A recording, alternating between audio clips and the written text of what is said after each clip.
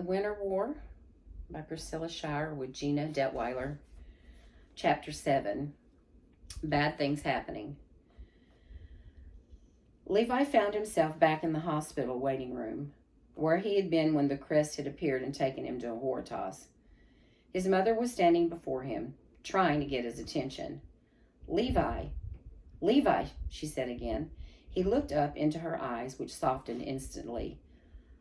I have been looking all over for you. Where did you go? Oh, just took a walk, Levi said vaguely. He wondered how much time had passed. Time was weird in a horror toss. Things happened in a blink of an eye. Is he? Yes, he's back in his room. He's been asking for you. Levi went with his mom down the hallway, passing attendants and nurses who smiled and said, Hello, Dr. Arthur, to Levi's mom as they passed. Some had sympathetic looks on their faces, as if they knew where he and his mom were going and who they were going to see. Levi didn't like the smell of hospitals. That mixture of sickness and disinfectant made him think of bad things happening. He'd been in a hospital once before when he'd had his tonsils out. He was only 5 then, but he remembered eating ice cream and playing Go Fish with his nurses. People came to visit and brought presents. It was almost fun. Now everything was different. Levi's mom stopped before a room and glanced down at him. Ready? He nodded and went in. His father, James Arthur, Mr. J.R., lay on the bed. There were machines and tubes all around him. Some of the machines were beeping steadily, little red lines jumping on the screens. His eyes were closed and his cheeks were sunken. His arm, lying outside the cover and connected to all the tubes, looked terribly thin. Hey, Dad, Levi said, approaching the bed. Mr. J.R.'s eyes opened and he smiled weakly. Hi, son, he said, his voice raspy. How you doing? Okay, what about you? Oh, I'm getting there. Mr. J.R.'s eyes flicked to his wife, who lifted the blanket to examine the bandage. What do you think, Doc? So far, so good, she said. We'll know for sure in a few days. Levi knew what they were talking about. His father had had surgery to remove a tumor, but they weren't sure if they'd gotten all of it. He hadn't known until that morning that his dad was so sick. Mr. J.R. had always been so healthy and active. He had played football and basketball in high school and college, and he was the basketball coach at the Cedar Creek Rec Center. He was so broad and muscular that most kids were afraid of him at first, and no one ever messed with him. But in the last couple of months, things had changed. He had been coughing a lot and losing weight. He kept saying he was fine, that it was just a bad cold or the flu. Finally, his mom, who was a doctor herself, made him go for a checkup. The next thing Levi knew, his dad was scheduled for surgery. His mom had told him his dad had a tumor that had to be removed immediately. A tumor. That was a word Levi did not like to hear. Hey, I'll be right back. Just need to check on a patient down the hall, said Levi's mom. Don't go away, either of you. She went down to the door. Levi sat on the chair beside his dad's bed. He wasn't sure what to say.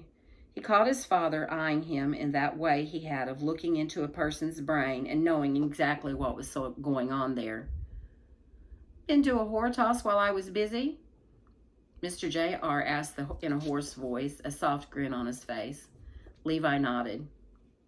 Something happened. I take it from your expression that it wasn't too good. Yeah, you could say that again. The enemy got past us and took the mountain of Rima. Mr. J.R. didn't say anything, but his forehead creased a little and his eyes half closed. Levi continued. It was cold and everything was covered in ice, and there was this huge machine. It was real bad. Rue said it was winter. Mr. J.R.'s eyes shifted back to his son's face. Winter. Have you been to a horse toss in the winter? No, but I've heard about it. Levi let out a sigh. I guess I wasn't a lot of help, and when Xavier led us over the bridge, I just followed. I shouldn't have listened to him. I wasn't thinking. I could have changed his mind, maybe. Then I got mad and said things that I shouldn't have said. Mr. J.R. gave Levi a gentle look. I imagine that winter can be pretty tough in Horritas, on all of us. He coughed slightly, his eyes closing. Levi leaned over him, worry etched in his face. Dad? I'm okay, son, just tired. Dr. Arthur came back into the room. Hey, Levi, why don't we go down to the cafeteria and get something to eat? She asked. Give Dad a little break. He's had a rough day. Mr. J.R.'s eyes were already closed. Levi whispered goodbye and followed his mom out of the room. They took the elevator to the third-floor cafeteria.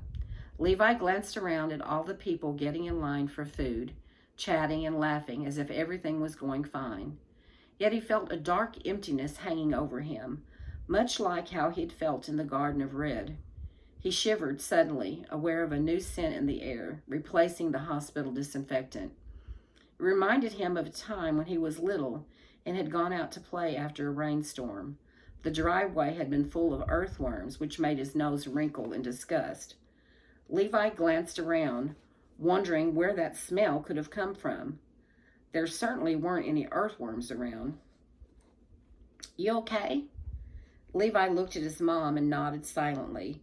He took a bowl of soup from the shelf in the food line and put it on his tray. I know this is hard, Levi, his mom said as she reached for a salad. It will get easier. Once your father gets home, he'll start feeling better. You can help him get back on his feet. They sat down at the table. Levi stared at his soup. He thought he might be sick. Mom, is he going to die? His mom's fork stopped halfway to her salad plate. She sat it back down and swallowed hard, preparing her words carefully. I have to be honest with you, Levi. It is a possibility. We hope the surgery was successful and that the cancer hasn't spread, but we won't know for a few days. Levi felt a huge weight press against his chest, and he fought back the tears that suddenly filled his eyes. Cancer, another word he didn't like. He looked away towards the window that lined one side of the room. White flakes were flying in the air. Snow. It was snowing. Levi's mom noticed as well. Yes, the weatherman says it's going to be a big storm, she said. They were both silent for a moment. Then she reached across the table and grabbed Levi's hand. Levi, we will get through this.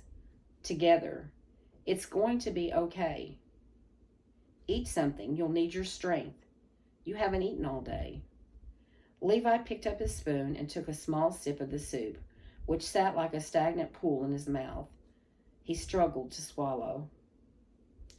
His mom was right. He had to be brave now, for the sake of both his mom and his dad. He just didn't know if he could do it. Something Ruach had taught him from the book came to his mind out of the blue. Don't be afraid. I am with you. Thanks, Ruach, he said silently, and then something else, as familiar to him as his own name.